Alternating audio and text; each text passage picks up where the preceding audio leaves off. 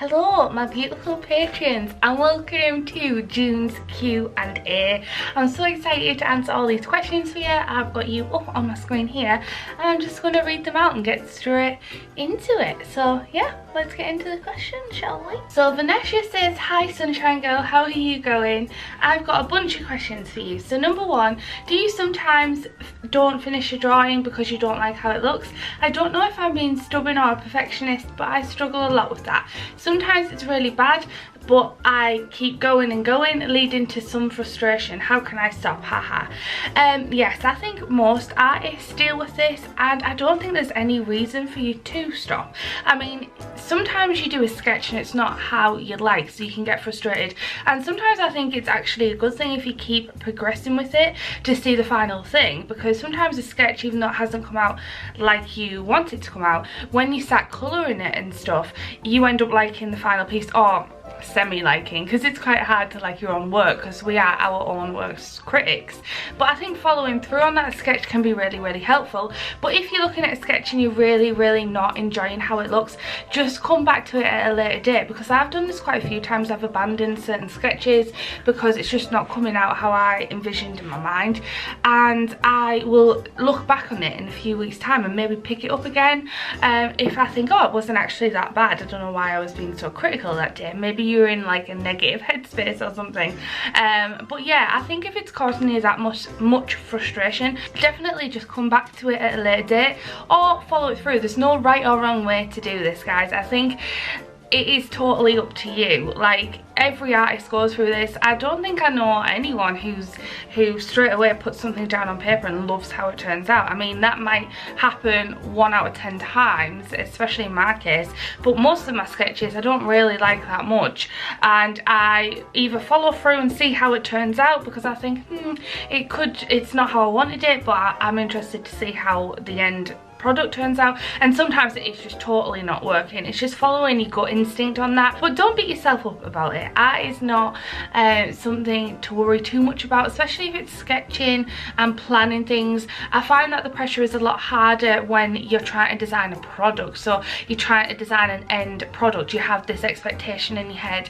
If you're just sketching for fun, have no expectations and just go in and have fun with it, and don't put too much pressure on that art piece being brilliant. You don't have to show that artwork to anyone at the end of the day. If you're making a piece just for an Instagram post or something, don't put too much pressure on that being perfect, because you'll think everyone's going to see this.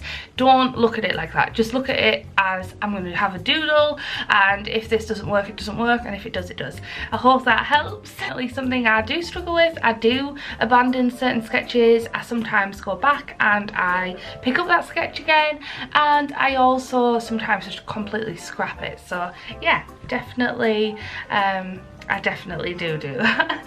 I hope that helps. Number 2, on Procreate, is it possible to resize a sketch without losing pixels? Smaller to bigger size, for example? No, not really, because it's a pixel based program. You're best off doing, oh, my printer's going off, oh, my throat is really dry. If you're sketching on a small canvas, then you will get pixel loss when you try and expand that picture. My advice to you would probably be, do your sketches on a large canvas size on Procreate. This way the pixels are going to be bigger, if that makes sense, so you can expand it. I tend to sketch on an A4 paper canvas with 300 dots per inch DPI, so that's what I tend to do, because I do offer A4 art prints. If you want to offer bigger, I would suggest sketching on a larger canvas. The only way this would happen on Photoshop as well, if you tried to expand the pixels, the only way it wouldn't pixelate is if it was a vector based sketch, like on Adobe Illustrator or something like that. But no, as I'm aware, if you do a small sketch on a small scale and you try and blow it up big, it will have some pixel loss. So yeah, my advice is to probably start getting into the habit of sketching on a large canvas size, like A4. You don't need to overkill it and do it like on A0 because your iPad might struggle with that size, but try and get into the habit of doing it on a fairly large scale. Number 3, still on Procreate, how do you manage to make your illustrations look look traditional, especially with the line art. Maybe you have some tips, brushes to share or recommend. I use the basic brushes on Procreate. I do really want to start using different packs that you can buy online on design cuts and stuff, but I just use the 6B pencil. I absolutely love that tool. I think as well what I do, I use the gouache brush, which adds a really nice texture, and I basically keep my sketch visible underneath. So when I do a sketch, I lower the opacity down on that layer but still keep it through, because if you're working traditional, those slight marks and stuff still come through on a traditional piece, and I think that kind of helps. I still think my work looks fairly digital, but I do like to emulate traditional looks. I've also got a YouTube video on how I apply a watercolor texture to some of my illustrations. Definitely go check that out, you might find that really helpful. I add like this texture to go over the top, which gives it kind of like, yeah, traditional feel and look to it. But my favourite brushes to use to give that traditional look is the 6B pencil and the gouache brush. I definitely use them the most. I just put a picture on Instagram yesterday of like this girl in like a pyjama set. Yeah, that's exactly the pencils and pens I used for that one, so I hope that helps. And then we've got Savannah Francesca here, and she says, "Hi Kat, I hope you had a marvellous time in Florida." I did, thank you very much. I've loved watching all your Disney vlogs, thank you. Do you have an all-time favourite sketchbook or sketching supplies? Also, will you be stocking the banana pin, because I need it in my life? Yes, I will be restocking the banana pin very, very soon. I'm actually thinking of sending off for some new pin designs next week, so fingers crossed that goes to plan and I can reorder some things that I've sold out in my stock. The banana pin has been on my Etsy store for so long, and for some reason it's just caught steam in the last few months and it sold out within like 2 months, which is so strange. And now, yeah, it's quite popular. Whether someone shared it somewhere, I don't know. My favourite sketchbook or sketching supplies, my favourite sketchbook is the Midori Cotton. I have the Midori now, and I've actually got it in too small of a size. I think I've mentioned this before. I definitely think I'll increase the size of my Midori, but that has been my favourite because I just like how pencils and pens and things look in it. I also illustrated using Leah Lexon's sketchbook, and that was nice too, to be fair, that I got in a mini gallery box. But I think the Midori is by far my favourite sketchbook that I've had so far. I've had the Electrum, and to be honest I don't think I'll buy Electrum again. The one thing I haven't tried yet is Moleskine, or Moleskine, or Moleskine, don't know how you say it. I think it's Moleskine, and I'm thinking of trying that out as well because I know quite a lot of people use that, including one of my favourite artists, Fan Nerd, so definitely want to try the Moleskine, but as of now the Midori sketchbook is definitely my favourite. Favourite time sketching supplies, so I really like using Faber-Castell Polychromos pencils for sketching supplies.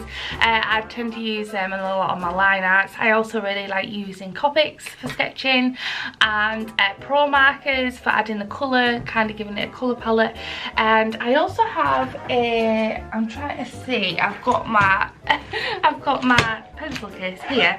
I have a pencil, so as you can see it's pencils, so Faber-Castell Polychromos. I've got the Copics, they're definitely my favourite, and then these pencils for sketching, which is the Pilot Colour Eno 0.7. Now you can get this in, I'm trying to see if this works, hang on, you can get this in red or pink in different colours, and I have this in red and pink. This is my favourite sketching pencil. I like the way that I don't have to rely on a pencil sharpener and carrying that around.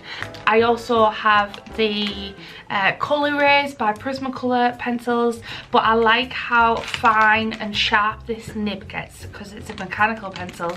It just offers that sharpness.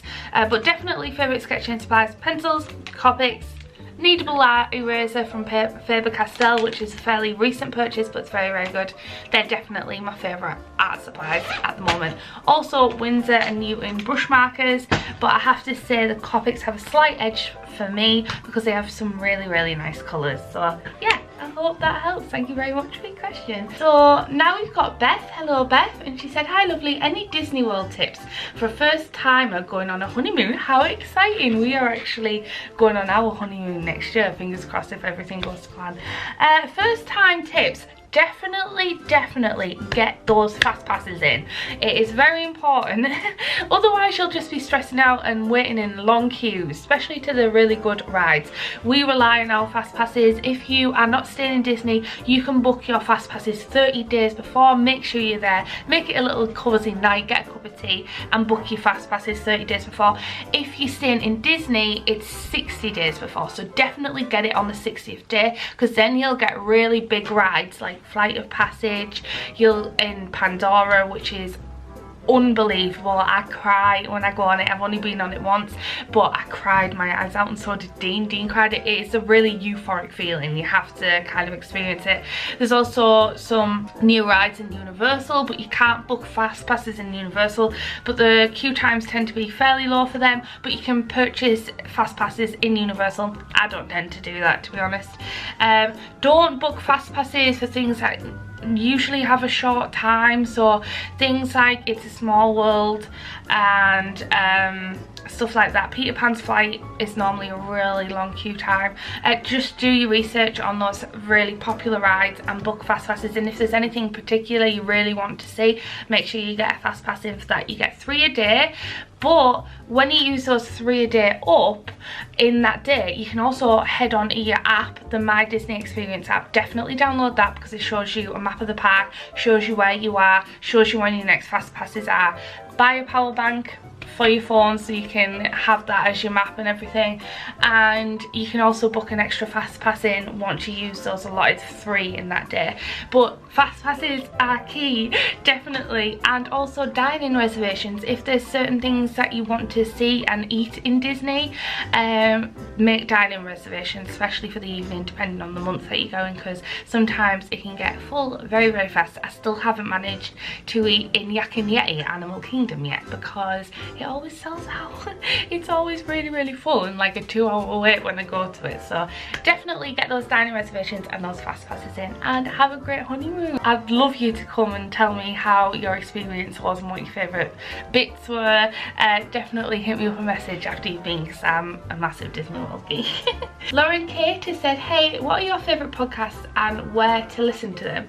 So I'm going to answer that first. So my favourite podcast at the moment is Tom Bilyeu's podcast, and I think it's called Impact Theory. I really like that. He does different things. He does lifestyle, business and relationships. I tend to skip the relationship ones and I tend to focus on the lifestyle and business ones, and I always listen to my spodcasts.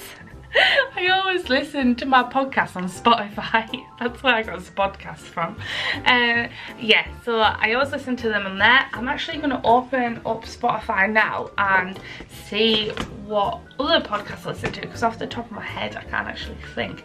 There's also Creative Pet Talk by Andy J. Pizza, which if you're creative is really helpful, which I like to listen to now and again. There's also Tony Robbins podcast, and there's also Lewis Howes, The School of Greatness. Now I really enjoy his podcast, and I actually watch that on YouTube. He has it on Spotify, but he also has it on YouTube as well. He has a YouTube channel, so that's Lewis Howes,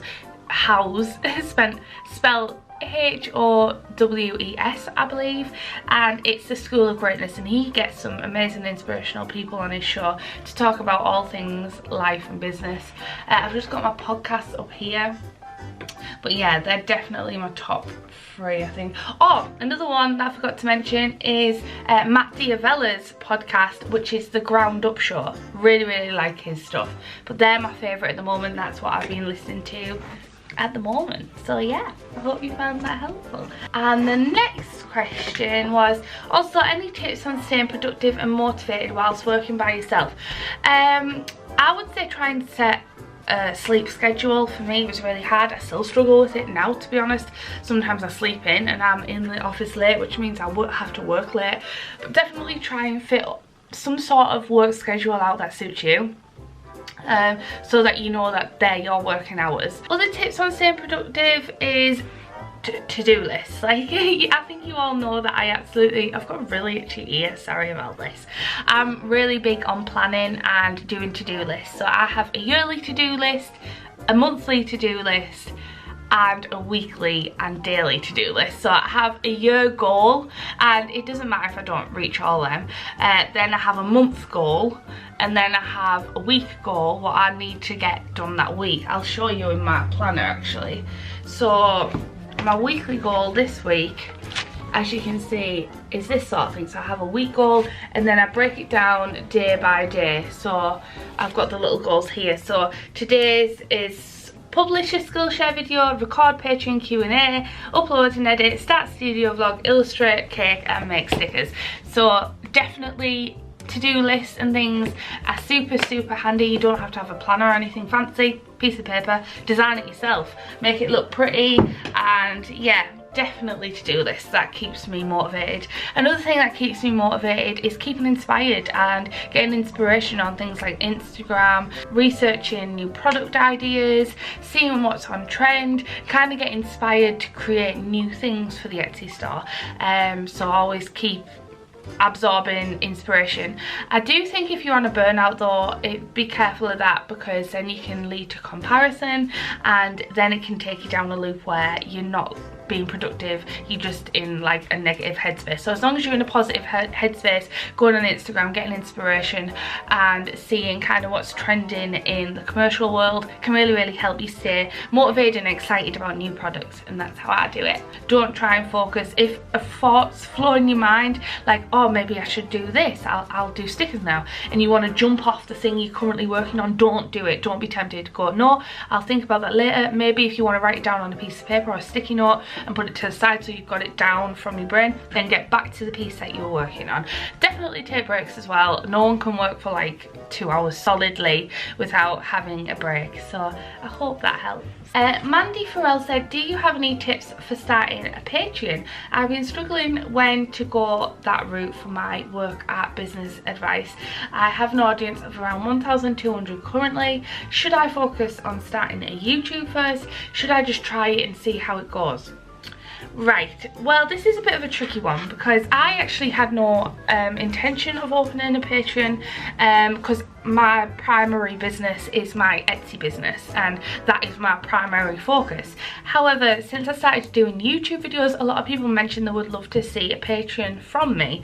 So then once I got some interest and I asked my audience if they would like to see it, a lot of people said yes, and that's then how I built my Patreon. I never set out to do, obviously, the Etsy store and be an illustrator and have a Patreon. It just kind of came naturally with the territory of being on YouTube and everything, and people said they would really like to see me on Patreon. So that's the reason I opened Patreon. I think I had around 20,000, 25,000 subscribers on YouTube at that point, and around, I would say, 20,000 or 25,000 again Instagram followers. For me, what I would potentially do is continue growing your YouTube. The problem with Patreon is if you do all these tiers and you only have, say, 10 patrons, it will be really hard to do all that work just for 10 patrons. It's a lot of work to do for 10 patrons. Whereas that time invested in your patrons for little investment could be invested in your YouTube or your Instagram to grow your following, which will then organically lead to a bigger following and then potentially more patrons. And then once you've got that following and that audience, and you know that's an audience who want to subscribe to you over on Patreon, you then make that shift over to Patreon. I mean, you can always try it out. I do know people who have small patrons and they really enjoy it. You can do small rewards if you want to. Trust your gut with that, but my advice would probably be to invest that time that you would spend on Patreon for now into growing your audience on YouTube and Instagram, and then make the shift over to Patreon. I don't know, I would follow your gut on that, but if it was me in my position, I would wait to grow my other channels first and build a slightly bigger audience before I shifted over to Patreon, just because it's a lot of energy invested and you have to dedicate time to Patreon. If you can juggle in Patreon and YouTube and everything, then by all means go ahead and try it. But yeah, my advice would probably be to invest that time that you would spend on Patreon into your YouTube and your social media marketing, and then when you're happy with the follower count or you're happy with the audience, shift over to Patreon. Ask ask your audience if it would be something they would like off you, engage with them, and you never know, your followers might really want to see that right now. So definitely ask your audience, don't be afraid. I like asking you guys for tips and advice, and you guys help me grow, and your audience hopefully will help you grow too. So I hope that's really helpful. Mandy's also said, could you share more about how you got started on your podcast? I absolutely love it, and I've been wanting to do one for my business for friends for some time now. What mic do you use? Do you recommend any other equipment? So my podcast literally just started on GarageBand. I actually said I would start a podcast before I even knew how to do one for my Patreons. So when I first ever did my podcast, I actually had no idea how to do podcasts, but I listened to so many, I kind of knew like the layout and what I wanted to say in my podcast, because it's like a weekly newsletter. I bought a really cheap microphone off Amazon. I think this was around £20, maybe 10, and to be honest, it's not the greatest quality, but it's done me so far for like 7 or 8 podcasts we're on now.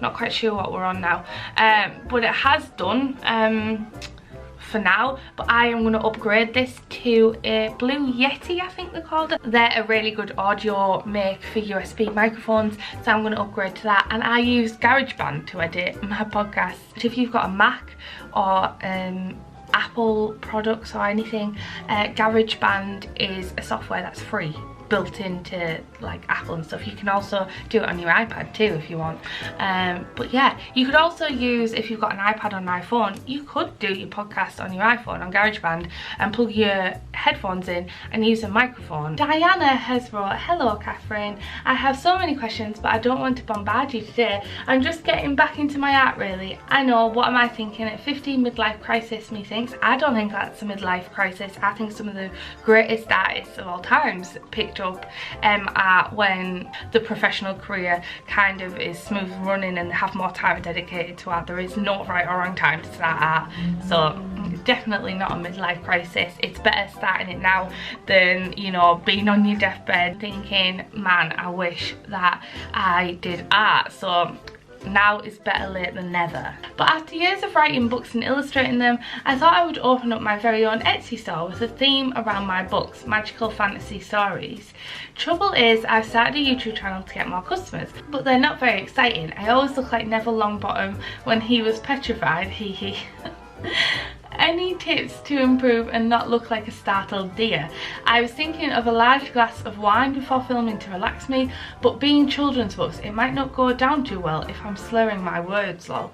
Well, if one large glass of wine slurs your words, then probably not. But if half a glass of wine and no one knows about it kind of gives you that confidence, go for it. Practice definitely makes perfect. Go back and watch some of my earlier YouTube videos. Honestly, me and Dean, I think we put on one the other day and it was so cringy. Like, I kept looking at myself. I know I do that still now to check like the frame and everything, make sure I haven't got dangly bogies or anything going on, but some of them I just had no idea what I was doing. I was talking to the like viewfinder, not the camera itself, and yeah, it just, they're so embarrassing. The more you do it, the better you'll get at it. So definitely keep sticking at it. Have a go filming with one glass of wine and see how it goes. You don't have to upload that video. There is no one saying you have to upload this once you film it. Have a go with it. There has been videos I've recorded and I'm a total mess. I'm rambling. I'm not the greatest at articulating things, so I do tend to ramble a lot. And yeah, I have deleted videos in the past where I am just not making any coherent sense. But if you find like a glass of wine might help ease, or half a glass of wine might help ease, I mean, you can try it, but honestly, practice makes perfect. And talk to the camera like you're talking to one of your greatest oldest friends, or talk to the camera like you're talking to your husband or your sister or your brother. Just look at that lens and treat it like a pair of eyes and like you're chatting and having a conversation with them. I chat to you guys as if you are here listening to me and I am talking to you. So how, if you met me in person, this is how I'd be chatting to you, and that tends to be how I just come across. Trying to put on a persona or something doesn't work because it'll end end up sleeping out in the end anyway, so you might as well just be yourself. And yeah, you just need more practice and you need to just keep doing it. And I was doing YouTube videos for about half a year to a year before it actually took off on my studio vlogs. And even my first studio vlog, I wasn't 100% confident in front of the camera. It comes with time and doing like 100 videos. I think I've got 100 videos up now, 107, something like that. And it's definitely come with time and practice to the camera. And before I had YouTube, I used to do Instagram stories. So I used to talk to the camera on Instagram stories as well. So don't give up. Practice makes perfect. Just be yourself, because people connect with real people. Don't try and be like another art YouTuber or whoever you admire to be. Just be 100% yourself. Talk to that lens like it's a pair of eyes you're looking into and you're chatting to a friend. That's probably what I'd do. And don't worry about being boring either. I follow a guy called Will Terry, and he's about your age, I think, and he's a children's book illustrator, and I find him so insightful. And he says that sometimes he gets criticism saying his videos are boring, but I actually love them. I put him on in the background because he's not trying to be dead over the top and energetic all the time, because it's just not his personality. He's sitting, he's offering good advice as if he was a teacher, and I find him really, really engaging, because I'll put him on and I'll be illustrating and I find his voice really soothing because he's just chatting to the camera very naturally. And yeah, so definitely check him out as well, Will Terry, if you like children's book illustrations and children's book, because he is very, very good, and he's also an art teacher, I believe. But yeah, I hope that helps somewhat. Don't worry about your videos not being perfect. I'm still improving my videos, or at least I hope I am, and I'm always experimenting with new things, but that's how I treat my camera and treat my YouTube videos. I try and treat this lens here as a set of eyeballs for my friends and for you guys. Yeah, I hope that helps. Well done for pursuing your dreams now. You will not regret it, I promise. You never know until you try these things out, and it sounds flipping amazing. I definitely want to check that out. And then Mandy's back and she's wrote, I'd love to know where you get all your shelves and things. They look so neat and professional. So these shelves up here are from IKEA. They're actually photo frame shelves, so they're only about this wide, I think, and you normally put big frames on to make yeah, to make your room look nice, but I use them to store my stickers and stuff because they're shallow enough. I got them from IKEA. The other things that are around the office were actually already supplied for by this office, like that I'm renting. So these cupboards and stuff, these workbenches were, this used to be an old joiner's workshop, and he already had all this stuff here, so I just kept that. The shelves in the other room, again, a joiner had put up and I already had them, but IKEA does some great shelving and storage solutions, and I'm thinking of getting a new storage system going behind there. Guess where I'm gonna get it from? I'm gonna get it from IKEA. My tubs and plastic bits and bobs that you'll find, like my pink baskets and stuff that I put my enamel pins in, like these ones, I'll show you right now. Ta-da! These are from Tesco, and I just keep an eye out when I go shopping, like my weekly food shop, or if I go to Hobbycraft and I need some more storage space. I keep an eye out for things like this that are on offer, and I'll purchase them because I always find stuff to put in them. So keep an eye out. Go, oh, I'm dropping everything, but I just keep an eye out, and I don't go to a specific shop. I just, yeah, keep an eye out when I'm shopping and purchase them. And that's everything, guys. So I hope you found this Q&A helpful. I hope you got some insights from it. Thank you so much for being here, patrons. It honestly really does mean the world, and I absolutely love having you here. I love Patreon. I'm loving the community we're building, and I love just working on it as well. I dedicate certain days to it, and yeah, I love you guys so much, and without you I wouldn't be where I am today, because you guys helped me actually pay for Mike and Emily. Mike is a new employee, which is Dean's brother, and he is a photographer and has a film and cinematography degree, so I think it'll be really helpful around the studio. He's coming in every Wednesday to do orders, and I'm also going to get him to do some photography and see kind of what he comes up with. So without you guys I wouldn't be able to invest like that in my business, because you help give me a wage so that anything I make on my Etsy store I can invest back into Etsy, like new products and things like that. But having Patreon gives me me an actual wage to live and eat, and it also helps me drop my client work to dedicate more time. So thank you so much for being here. I love you so freaking much. I hope you enjoyed this Q&A. It's a lovely sunny day today in England, so I hope it's a lovely sunny day where you are. Have a lovely rest of your day and a lovely weekend. All right, love you, patrons. Goodbye.